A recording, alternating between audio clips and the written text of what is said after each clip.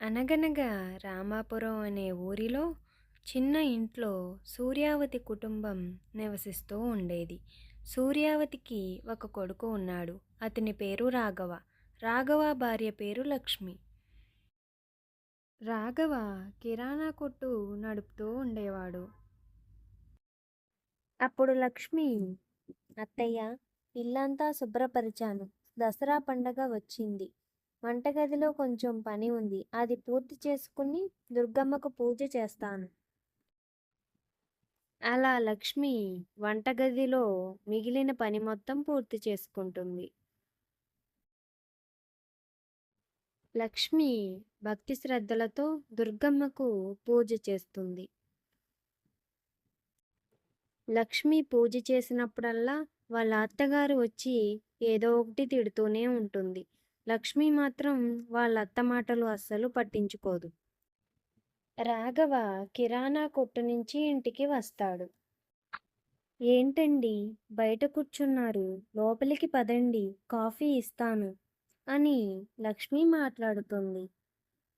రాఘవ దిగులుతో, ఏమీ లేదు లక్ష్మి, మన వ్యాపారం సరిగ్గా సాగడం లేదు. అందుకే ఏం చేయాలా అని ఆలోచిస్తున్నాం. లక్ష్మి రాఘవ మాటలకు దిగులుగా ఉంటుంది. లక్ష్మి అమ్మవారి గుడికి వెళ్తుంది. అక్కడ పంతులు గారు, లక్ష్మి ఎలా ఉన్నావు, అందరూ బాగున్నారా అని అడుగుతాడు. అందరం బాగున్నాం అయ్యగారు, కానీ మా వ్యాపారం సరిగా సాగడం లేదు.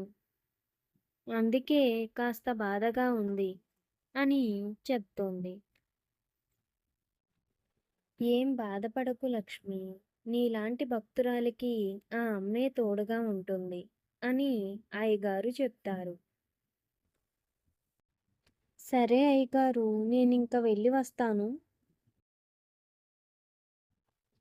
ఆ రోజు రాత్రి లక్ష్మీ రాఘవ ఇద్దరు గాఢ నిద్రలో ఉంటారు. లక్ష్మి కలలో, లక్ష్మి, నువ్వు గాజుల వ్యాపారం చెయ్యి అని చెప్తుంది. మరునాడు ఉదయం లక్ష్మి, అత్తయ్య, నాకు కలలో అమ్మవారు కనిపించి గాజుల వ్యాపారం చెయ్యమని చెప్పారు అని జరిగిందంతా చెప్తుంది.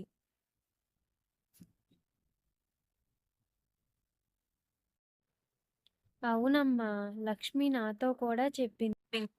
అవునా లక్ష్మి, నువ్వు చాలా అదృష్టవంతురాలు. అలాగే చేయి లక్ష్మి అంటూ సూర్యావతి మాట్లాడుతూ ఉంటుంది. అలా లక్ష్మి గాజుల వ్యాపారం మొదలు పెడుతుంది. లక్ష్మి అమ్మే గాజులు నచ్చి చాలా మంది కొనుక్కుంటూ ఉంటారు. అలా లక్ష్మి ఇంటింటికి తిరిగి గాజులు అమ్ముతూ ఉంటుంది. లక్ష్మి వ్యాపారం బాగా సాగుతుంది. రాఘవ కిరాణా కొట్టు వద్దకు వచ్చి అందరూ సరుకులు తీసుకెళ్తూ ఉంటారు. అలా లక్ష్మి రోజు అమ్మవారికి పూజ చేసి తన వ్యాపారం చేసుకుంటూ ఉంటుంది. అలా కొన్ని రోజులకు లక్ష్మి, అత్తయ్య, నేను ఆయన వ్యాపారంలో పొదుపు చేసిన డబ్బుతో ఒక ఇల్లు కొందాము అనుకున్నాము. ఆ ఇంటి దగ్గరికి లక్ష్మి సూర్యావతిని తీసుకెళ్తుంది.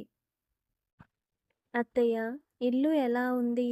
మనం ఉండే ఇల్లు చాలా చిన్నగా ఉంది.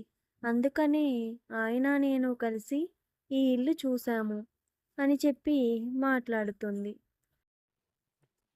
ఇల్లు చాలా బాగుంది లక్ష్మి.